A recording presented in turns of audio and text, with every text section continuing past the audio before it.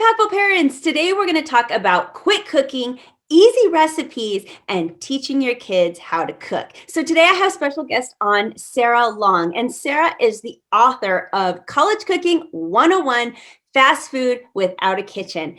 And she's the perfect person to start talking today about the importance of these quick meals that every parent can use, but more importantly, that maybe we can teach our kids so that when they're off and being independent, they will be able to fend for themselves. So thank you so much for being on today, Sarah.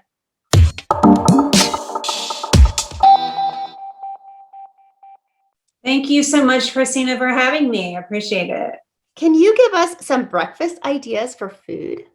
Favorite ones is really very simple, and you can do this in a dorm or even in a full kitchen, which is just an egg or an omelet in a microwave. And if you do it in a mug, then it's already in a circular shape, so it's portable. So you can throw it on an English muffin, you can put it on a bagel, and take it with you. And everybody's looking for more protein in their diet. So take an egg, put some ham, some green pepper, whatever you put in an omelet, a tablespoon of water in a mug, microwave it for about 30 seconds, and then stir it up 30 seconds more, and then throw it on a bagel. You're good to go. I can see that as a single mom of 4 kids, I can totally use that tip tomorrow just to get the kids out the door much faster.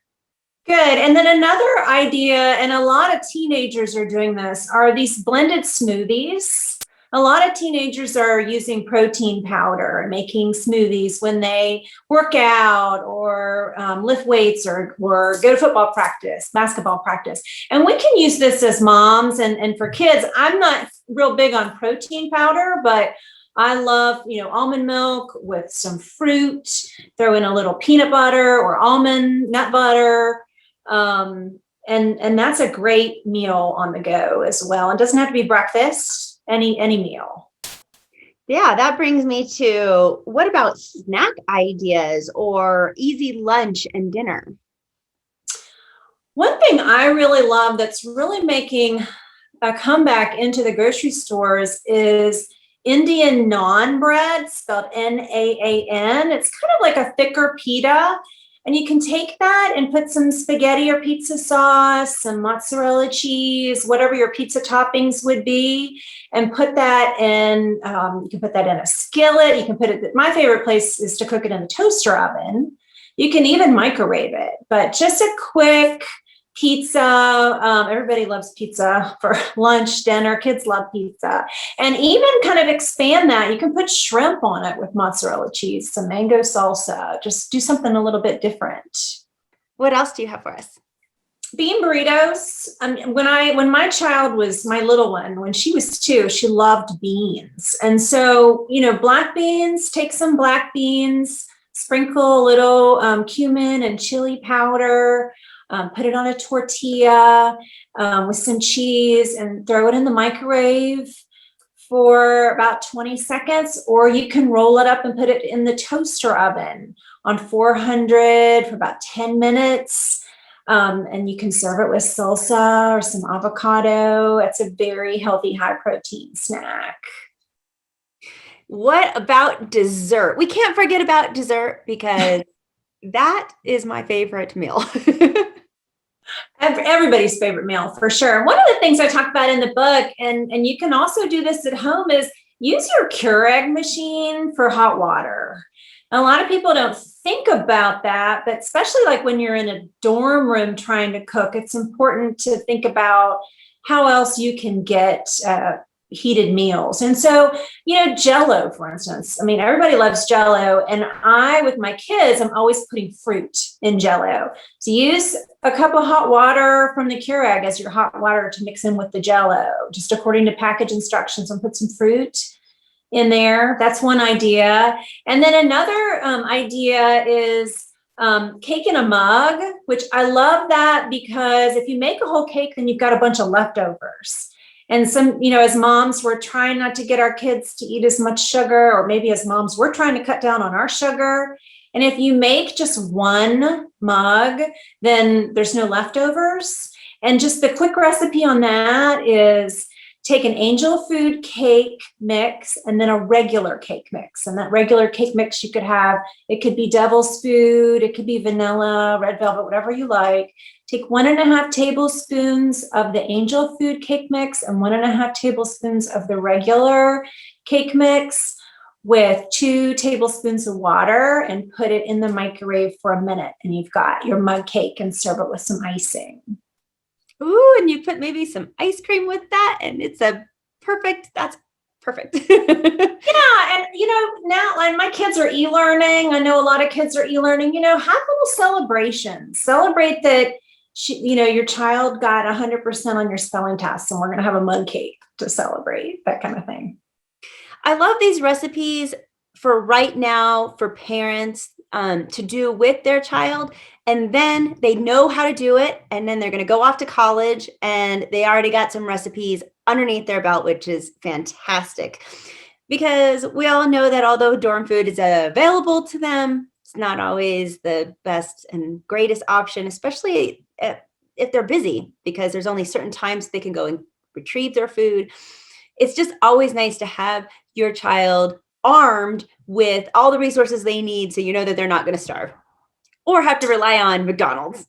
Talk about, fast food.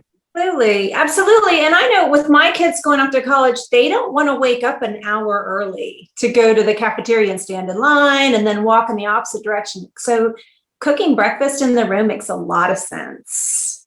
Yeah. And so I do have a senior and I'll be preparing for him to be going off.